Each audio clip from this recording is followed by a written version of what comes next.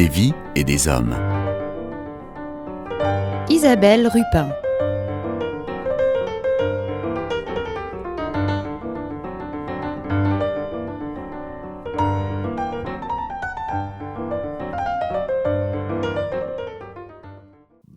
Avec notre invité aujourd'hui, nous allons parler de recherche de liens de parenté. Alors, on ne va pas vraiment parler de généalogie, même si Annie, qui est avec nous aujourd'hui, est passionnée de généalogie depuis 40 ans, mais on va plus parler des adoptions. En fait, des personnes qui, suite à des ruptures de vie, ont perdu contact avec leurs ascendants ou leurs descendants. Annie, bonjour. Bonjour. Vous habitez en Mayenne. Vous êtes, je le disais, passionnée de généalogie depuis 40 ans. Et puis en fait, ce qui vous a amené à tout ce qu'on va découvrir au fil de ces émissions, parce qu'on promet 2 émissions à nos auditeurs, c'est la recherche d'une de vos nièces. La recherche d'une de mes nièces, puisque je n'avais que son prénom et celui de sa mère. Je l'ai vue 2 fois et la dernière fois, elle avait 5 mois. Donc quand les forums ont commencé... Pardon, parce que votre frère n'a pas souhaité en avoir la garde en fait.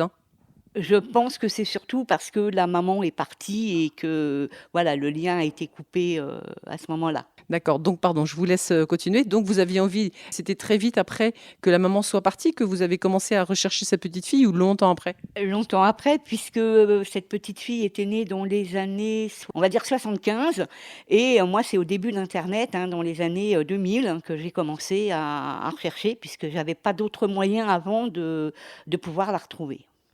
Donc je vous ai interrompu en disant que vous connaissiez le prénom de cette petite fille, le prénom a priori de sa maman? Oui, son prénom à elle et le prénom de sa maman, et qu'il y avait 3 possibilités, soit elle était née en Corse, soit elle était née dans la région parisienne ou en région PACA. Ça fait pas beaucoup d'éléments.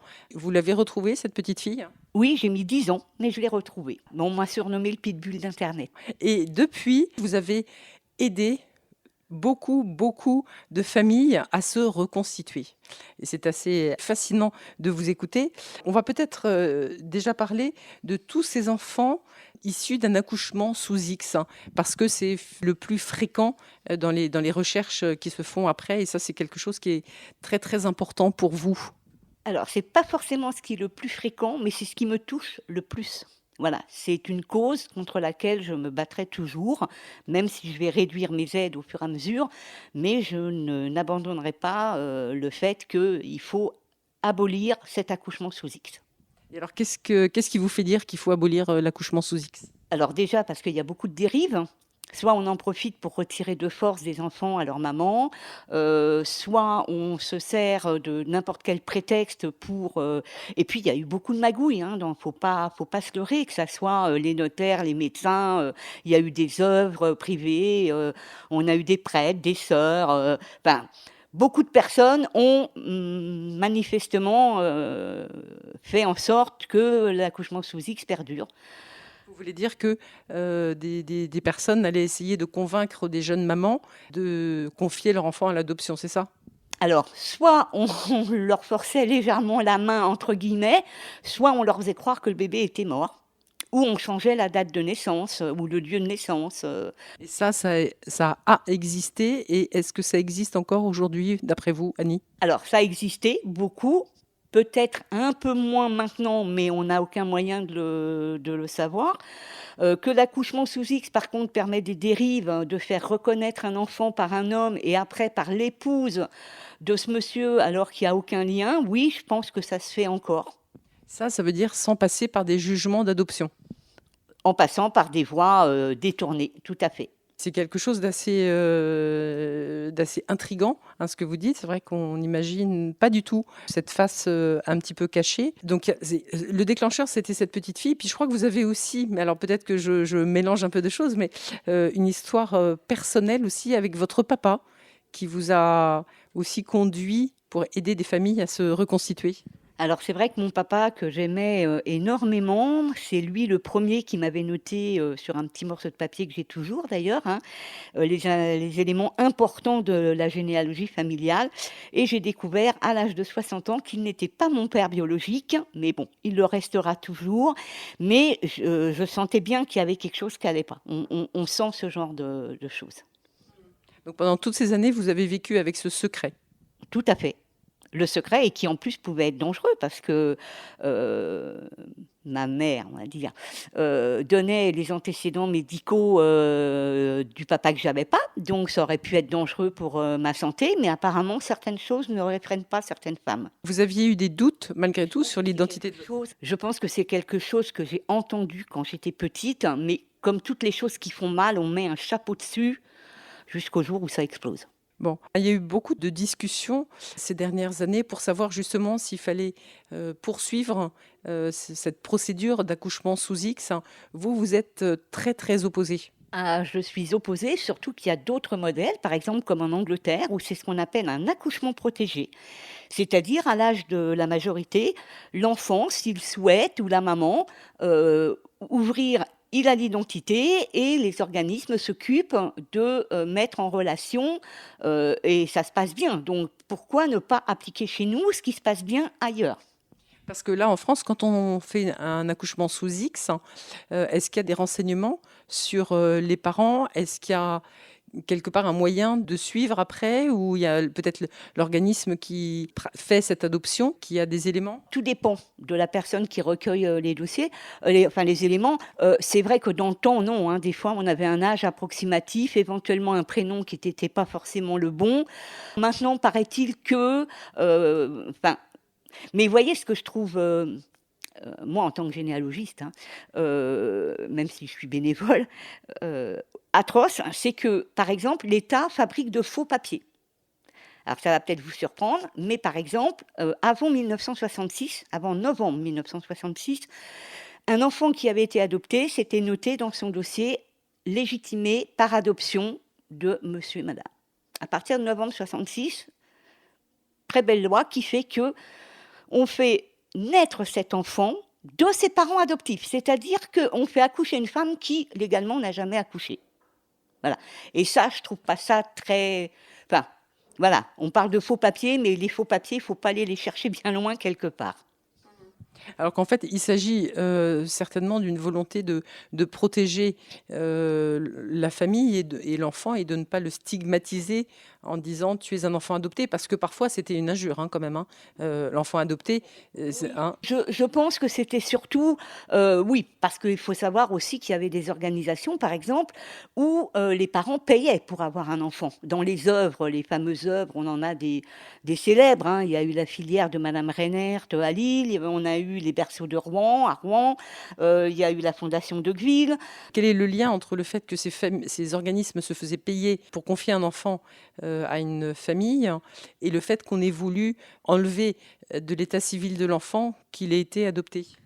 Je pense qu'il y avait aussi certainement, parce que dans ces œuvres, il y avait des hommes politiques qui étaient donateurs, qui étaient bien placés. Donc voilà, je pense qu'il y a des lois qui ont été faites en ce sens. Hein, voilà. Vous, en fait, si je comprends bien, Annie, votre combat, qui est sans doute aussi tiré de toutes ces expériences que vous avez pu avoir au fil du temps, il est de pouvoir permettre à un enfant de retrouver la trace de sa famille. Tout à fait, de sa famille biologique. Par exemple, des fois, malheureusement, les parents sont décédés, mais on arrive à retrouver des frères, des sœurs, et si vraiment il n'y a personne, on arrive au moins à avoir une photo. Parce que je pense que c'est important pour quelqu'un de pouvoir voir le visage de la femme qui l'a porté. Et ce qui est amusant, c'est que si on revient sur l'histoire qui a déclenché ce travail que vous avez pu faire depuis les années 2000, c'est que après avoir recherché et retrouvé donc votre nièce, la fille de votre frère, vous avez eu tout de suite, vous avez été sollicité par d'autres personnes pour faire des recherches. Alors, sollicité, oui, j'ai pas forcément donné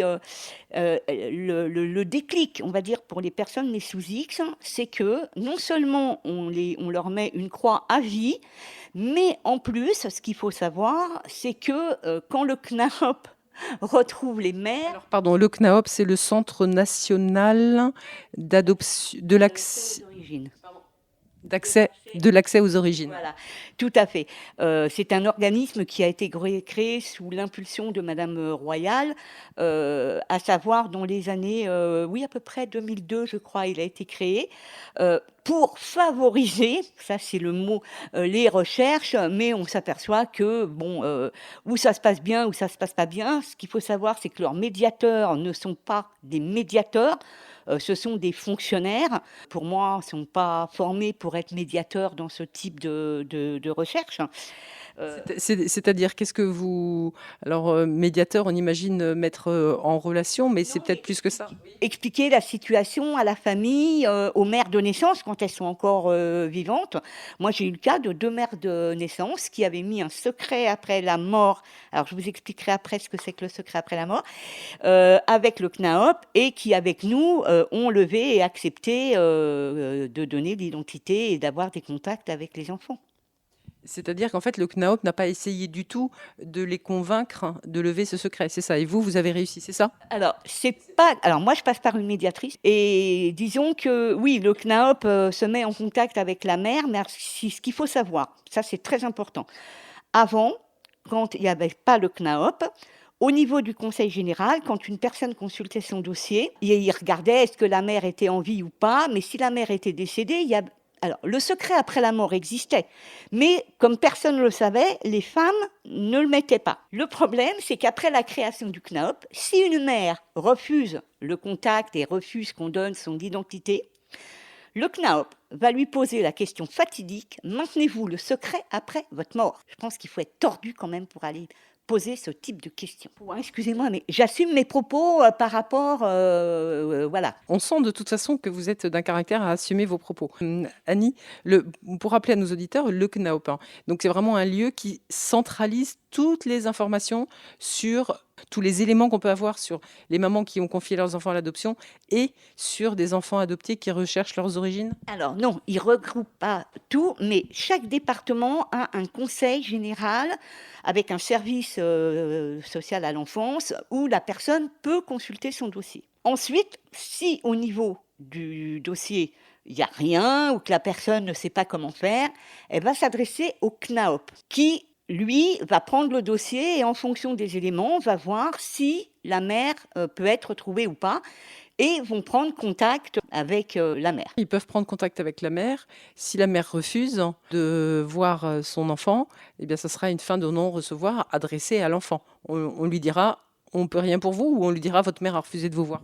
Alors, on lui dit, votre mère refuse de révéler son identité, mais eux vont poser la question aux mamans, souhaitez-vous maintenir ce secret après la mort?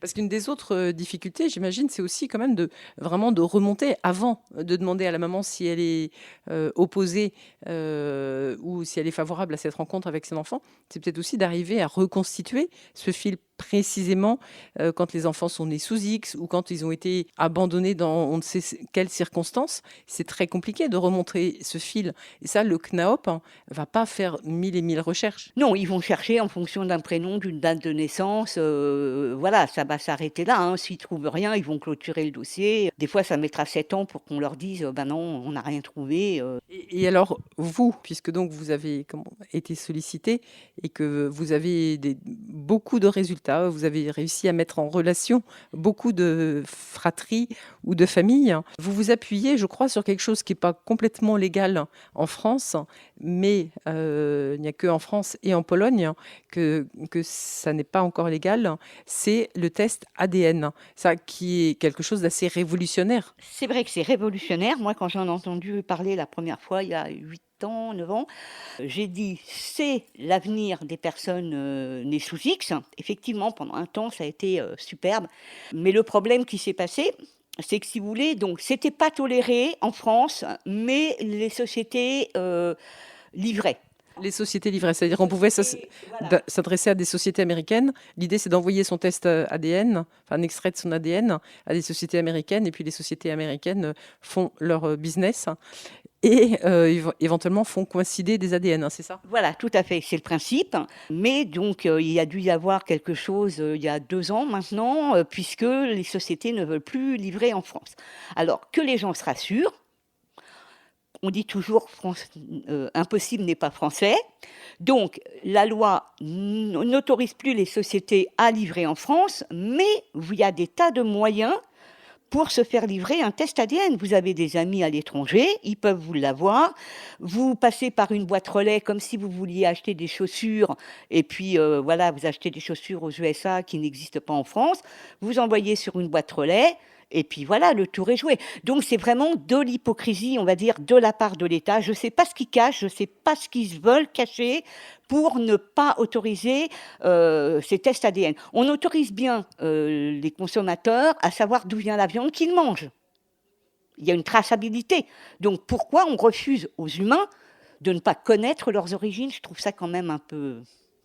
Oui, alors la comparaison que vous faites est assez audacieuse, Annie, si vous me permettez, mais effectivement, c'est sans doute toujours dans l'idée de protéger les parents, mais en fait, qui se soucie de protéger l'enfant qui a besoin de retrouver ses origines? C'est peut-être ça la vraie question. Voilà, la vraie question, c'est qu'on pense toujours aux parents, mais on ne pense jamais aux enfants. Alors que, je crois que c'est l'article 1 des droits de l'homme qui dit que toute personne, il faudra vérifier, mais je sais qu'il y a quelque chose, est en droit de connaître ses pères et mères. Donc, il faut qu'on m'explique. J'ai oui, effectivement, on parle des mères, des mamans, mais en fait, il y a quand même eu des papas à un moment ou à un autre, forcément. Oui, tout Des à papas fait. de naissance, pardon. Des papas de naissance, mais qui légalement n'ont aucun droit vis-à-vis de l'administration. Et moi, ça m'est déjà arrivé d'aider des pères de naissance. Oui, même quand ils sont reconnus quelque part dans un papier, ou c'est parce que, en fait, non, il faut juste qu'ils se disent, ah bah oui, tiens, j'ai été avec une jeune fille qui a eu un bébé, et pour retrouver cet enfant, là, il n'a pas Voilà. aucune autorisation légale. Non, non, tout à fait. Ou des fois, ils étaient peut-être pas forcément au courant. Ils l'ont appris après, soit par une tierce personne, soit par la mère elle-même. Bon, donc effectivement, la situation des papas n'est pas toujours très facile non plus à vivre. Vous, en tout cas, vous avez eu à cœur d'aider ces familles. Est-ce que vous avez quelques chiffres à nous donner de familles d'enfants qui vous ont sollicité, de retrouvailles que vous avez pu faire, où je vous vois, ouf, ça a l'air compliqué, il y en a beaucoup, beaucoup, beaucoup. Oui, je crois que je dois être. Il y a quelque temps, j'en étais à 2000, mais on va dire que là, je dois approcher, oui, des 2300 à peu près. Et c'est-à-dire qu'en plus, depuis toutes ces années, vous avez finalement constitué une banque de données personnelles assez incroyable qui vous permet de mettre en relation très vite, comment dire, de faire des corrélations. Oui, ça m'est arrivé d'avoir un message et puis de me dire: «Oh, mais j'ai déjà vu ça» et effectivement reprendre parce que j'ai une très grande mémoire, et j'avais aidé une jeune femme 8 ans avant. Quand le message est arrivé sur mon je dis: «Mais je connais ces données-là», enfin et d'un seul coup, je percute. Je dis: «Mais oui, c'est vrai, c'était Géraldine» et donc c'était une famille où il y a eu plein d'abandons, et ils se sont reconstitués, les uns avec les autres, c'est extraordinaire. Mais ma mémoire m'a permis de me rappeler que 8 ans avant, j'avais déjà eu ce lieu de naissance, voilà. Comment est-ce que les gens viennent à vous contacter en fait? Comment est-ce que votre travail, même s'il est bénévole, on va parler d'un travail parce que c'est un vrai travail à temps complet, comment est-ce que les gens ont eu connaissance des recherches que vous faisiez, Annie? Alors, c'est vrai que je suis très active sur les forums type page Facebook. J'ai d'ailleurs trois groupes, hein. Les gens m'ont vu soit dans des émissions de télévision que j'ai fait, ou des fois du bouche à oreille. Ben voilà, Annie m'a aidée, donc ça se fait comme ça. Et alors, comment ça se passe? Est-ce que d'abord vous disiez que vous aviez un petit peu envie de ralentir cette activité, je crois, mais en fait là, si nos auditeurs, par exemple, vous entendent et vous disent, bah, tiens, justement, moi, je recherche l'enfant que j'ai confié à l'adoption, ou bien j'ai été confié à l'adoption, je recherche mes parents. On peut vous contacter? Oui, on peut me contacter parce que déjà, je les orienterai vers des gens que je connais qui peuvent les aider. Je pourrais leur expliquer les démarches à faire pour faire une levée de secret ou pour voir comment retrouver certains éléments. Il y a aucun souci. Alors, est-ce que vous pouvez nous donner quelques-uns de ces éléments? Vous parliez d'une levée de secret. Comment on fait si justement, je reviens sur ce que vous disiez tout à l'heure, la maman a dit, on parle des mamans parce que c'est surtout elles, forcément, qui sont concernées, mais si la maman a dit, non, non, je veux le secret, même au-delà de ma mort, il y a moyen de lever ce secret? Oui, par un test ADN. Alors, voilà, les tests ADN, c'est basé sur la généalogie. C'est-à-dire que quand les gens matchent avec d'autres personnes, on étudie la généalogie des matchs et on voit entre plusieurs matchs où se fait le lien. Et après, une fois qu'on a trouvé un couple d'ancêtres communs, on redescend. C'est comme si je jouais au Lego, on va dire. Et ça, il y a des sociétés américaines, effectivement, qui sont très célèbres dans cette recherche et qui ont donc des bases absolument incroyables, justement, pour faire matcher, comme vous dites, des ADN. Oui, tout à fait. Sauf que maintenant, depuis, alors si vous voulez, ce qui nous aidait beaucoup, c'est que beaucoup de gens le faisaient pour le fun. Voilà. Oh, tiens, on va connaître nos origines ethniques. Pas ça le plus important pour les personnes qui sont en recherche. Mais ce qui est important, c'est de savoir décrypter. Voilà, décrypter cet ADN. Et ce qui nous aidait beaucoup, c'est que beaucoup, oui, de gens le faisaient pour le fun. Donc, voilà, ils recherchaient personne. On avait la généalogie des deux côtés, sauf si on tombait sur un cas comme moi où il y avait un petit problème d'un côté. Mais disons qu'on y arrive. On arrivait quand même à détourner en travaillant avec d'autres matchs. Mais comme maintenant, ils ne livrent plus en France, ne le font pratiquement que les gens qui sont en recherche, soit d'un père, soit de deux parents. Est-ce qu'il y a d'autres démarches que vous pouvez, pour conclure cette émission-là, conseiller ou suggérer à nos auditeurs? Oui, bien sûr. Si quelqu'un, par exemple, recherche soit un frère, soit un enfant qui a été mis en adoption, ce qu'il faut absolument faire, c'est une levée de secret au niveau du CNAOP et du Conseil général service de l'enfance, afin de dire, voilà, j'ai accouché ou ma mère a accouché. Alors, si c'est une maman qui a accouché, mais que c'est pas elle qui fait la levée de secret, il faut que la maman soit décédée. Non, c'est mal exprimé. Il faut que si par exemple un frère ou une sœur recherche un frère ou une sœur qui a été adopté, si la maman est encore en vie, ils feront rien. Mais la maman, par contre, si elle est décédée, il faudra joindre l'acte de décès de la maman pour que le dossier, enfin une lettre soit mise dans le dossier de l'enfant en disant voilà, votre frère ou votre sœur vous recherche. Mais ils ne feront pas les recherches. Ça s'arrêtera là. On met dans votre dossier, quelqu'un s'est manifesté, et puis voilà. Et alors, après, du Et coup? ben après, il n'y a rien. Il n'y a rien dossier. Si la personne qui a été adoptée ne consulte pas son dossier, voilà. Et là, j'ai même le cas d'une jeune fille qui recherche son frère. On sait qu'il a consulté il y a 19 ans son dossier, mais on ne veut pas lui donner le nouveau nom d'adoption de son frère. Alors que s'il a consulté son dossier, c'est qu'il voulait connaître ses origines. Ben voilà.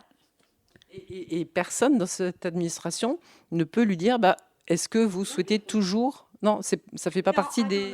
Non, ça, ils le feront pas. Faut pas rêver avec eux.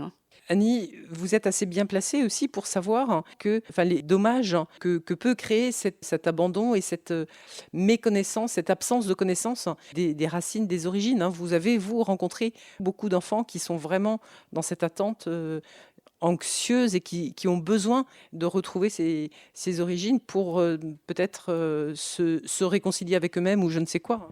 Alors, tout à fait, déjà, pas forcément, ils cherchent pas une famille, puisque beaucoup ont eu une famille où ça s'est bien passé au niveau de l'adoption. Pas forcément toujours, mais de toute façon, des fois, ça se passe pas toujours bien non plus quand on est dans sa famille biologique, hein. Donc, voilà, faut pas chercher midi à 14 heures. Mais ne serait-ce que, par exemple, les antécédents médicaux, ils ne connaissent rien. Rien. Voilà. Ne serait-ce que moi, je sais qu'en tant que généalogiste, par exemple, je suis très attachée aux signatures de mes ancêtres, aux métiers qu'ils ont, les villages où ils ont été, enfin, où ils ont vécu. Là, non, c'est le néant. Et j'ai même connu des personnes, et ça m'a fendu le cœur, parce que même en essayant de les aider, on n'y est pas arrivé, et qui sont nés sous X et qui sont morts sous X. Enfin, pour eux, ils avaient leur identité d'adoption. Mais voilà, ils n'ont jamais su, jamais connu leurs origines. Et ça, je trouve ça affreux. Ouais. Pour ceux qui souhaitent, qui ont ce besoin de retrouver leurs origines. Et vous êtes là, Annie, justement pour les aider à débrouiller. Vous vouliez rajouter une toute petite chose avant qu'on termine cette émission? Je voulais rajouter quelque chose qui est important et qui, moi, m'a énormément marqué en tant que généalogiste. Justement, je suis attachée au lieu. Voilà.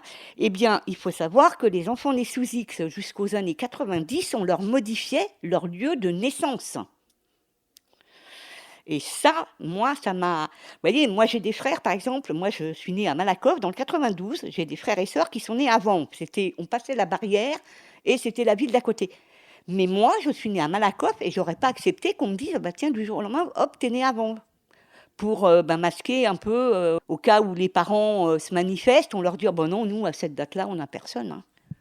D'où les recherches qui peuvent être compliquées par les conseils départementaux. Quand vous disiez que dans les conseils départementaux, il y a des choses, mais qui sont par rapport au lieu de naissance déclaré ou au vrai lieu de naissance. Enfin, du coup, c'est compliqué. En général, ils gardaient le même département quand même.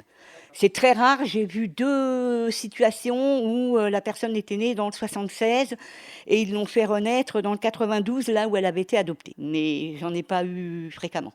En général, ça restait quand même. Vous voyez, moi, par exemple, née à Malakoff, on m'aurait fait renaître à Nanterre, à la préfecture.